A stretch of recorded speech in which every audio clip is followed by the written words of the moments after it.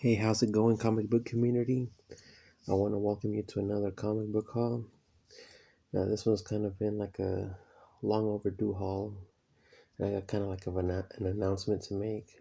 It's that my wife has never really been to a con before, and seeing as how I missed out on the last one, which apparently I've been told was pretty good in terms of book deals from people gathering from like all over the state to come up here and show off some of their books.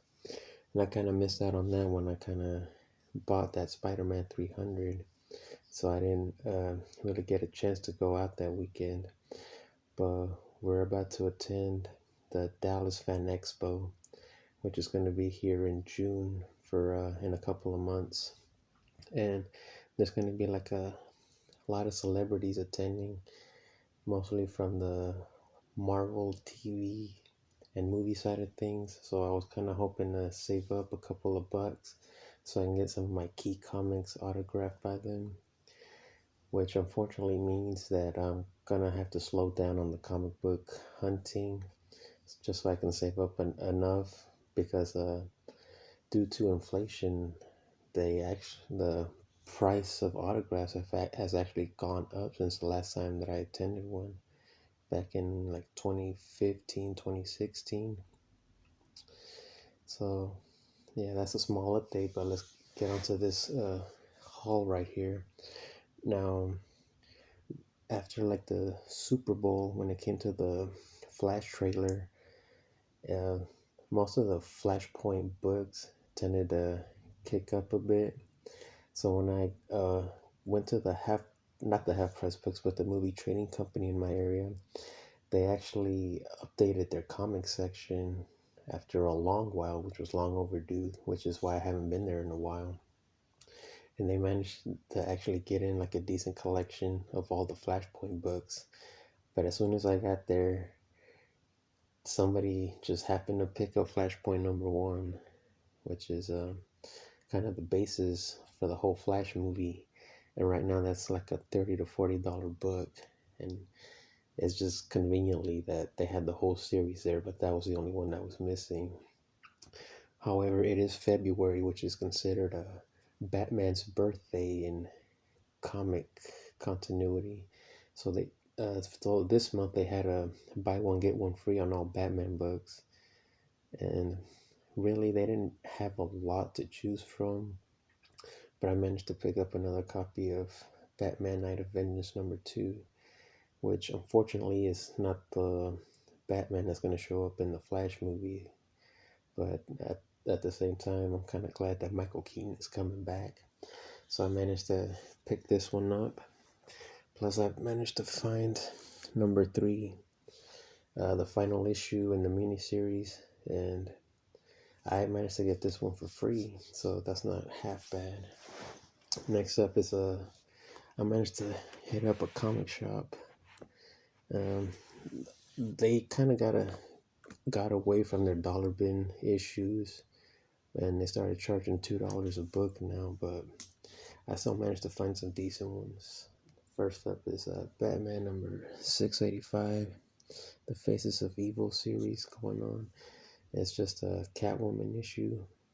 I wish it was in a better condition, but you can't beat this cover for $2. Then this is mostly some Firestorm stuff. Firestorm, the Nuclear Man number 7, the first appearance of Plastique. She was one of the villains featured in that Suicide Squad episode of Justice League Unlimited. Next up is Firestorm number 17, the first appearance of Firehawk.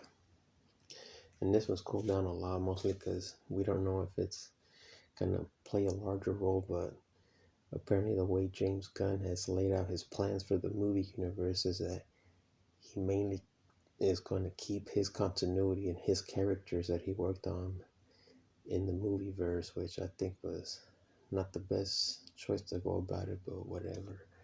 It's Firestorm number 35, the first appearance of Weasel, and then followed by Justice League number 26. I believe this is the the first appearance of all the alternate timeline children of the Justice League.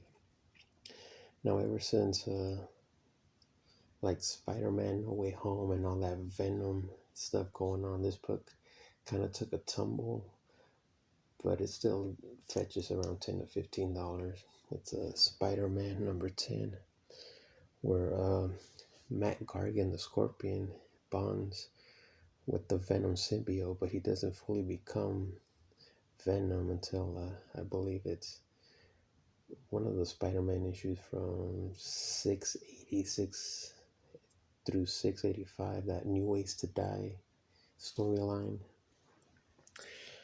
Next up, I frequented this comic shop, which they're doing a little bit of re-innovating their store, so their stock isn't what it normally is, because apparently they're just rotating some of their stuff out between their warehouse and the shop, because they're planning to add extra space to the store, so there wasn't really a lot to choose from. And it's a Teenage Mutant Ninja Turtles number 13, the final issue of the Mirage series, that second volume. I managed to pick that one up for $5. Next up is the new Avengers number 4, the first appearance of Maria Hill. I managed to pick that one up for $3. Then they had this on their wall, $10. It's not the best conditions, but I'll still take it.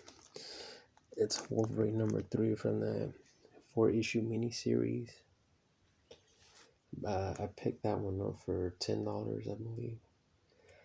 Then they had this one, Batman Annual number 1 from the New 52, the Mr. Freeze origin retold.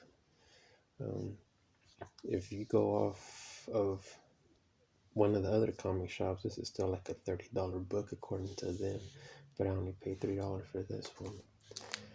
And then Batman number 3 from the New 52. This is the 1 in 25 Ivan Reis variant.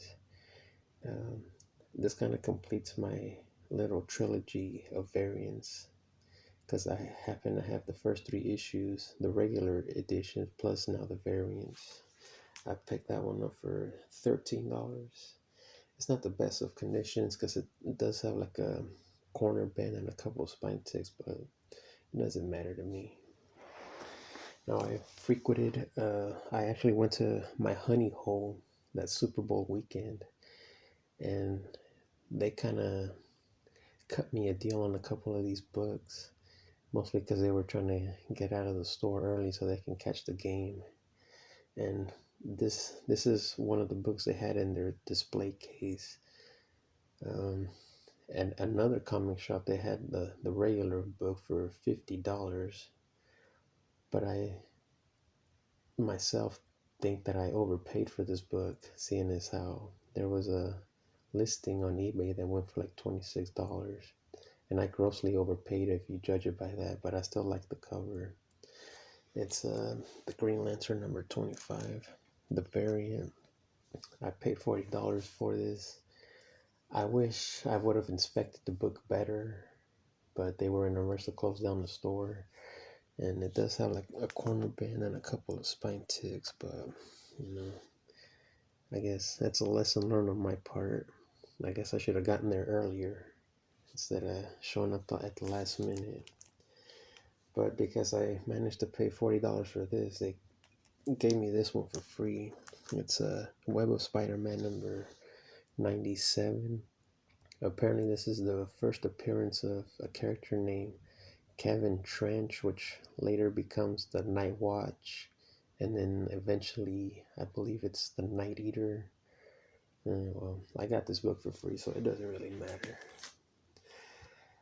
Then again, calling back to the Flash trailer, apparently this issue has blown up immensely. It's not like a $30 book, and I didn't even realize it, but this one was just a cool cover. I don't know how they managed to get their hands on it, but it's a Superman Batman number 8. They told me it was a Michael Turner variant, when I thought this was one of the better issues, because they had another one on there which had Superman and Supergirl like flying towards you, but I thought this was the better of the two covers, and they had this one for $20. Now this next book is kind of a big one. Seeing as how apparently he's going to introduce Damian Wayne, and at this point it's kind of established that James Gunn really likes his team up movies. So, and he only apparently announced parts of the DC Universe movie slate. So I wouldn't really hitch my wagon to this, but you never know what could happen. So it's kind of low grade, but I managed to get a deal on it. They had it for $115, but I managed to talk them down to 80, and that's The Brave and the Bold number 54, the first appearance of the Teen Titans. Now I can finally say that I own the true first appearance of the Teen Titans. So let me, guys, let know what you think about this, and take it easy.